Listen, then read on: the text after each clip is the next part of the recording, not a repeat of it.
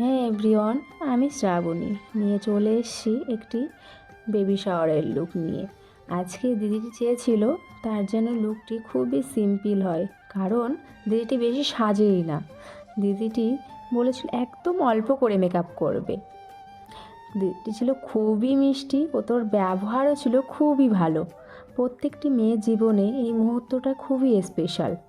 সেই মতো আমিও দিদির পছন্দ মতো সুন্দরভাবে দিদিকে সাজিয়ে দেওয়ার চেষ্টা করেছি দিদির স্পেশাল দিনটিতে। আর আমি যখন মেকআপ করছিলাম তখন দিদির ননদের মেয়ে ছোট্ট পাকা বুড়িটা ওর মামিমার মেকআপের কোথায় কি কেমন হচ্ছে সবটা দেখছে, কারণ ও না খুব খুব মেকআপ করতে ভালোবাসে।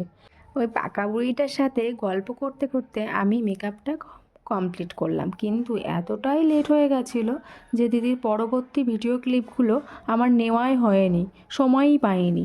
তাই পিকগুলো তোমরা দেখে নাও, কেমন হয়েছে জানিও। আর আমার নতুন পেজটিকে ফলো করো।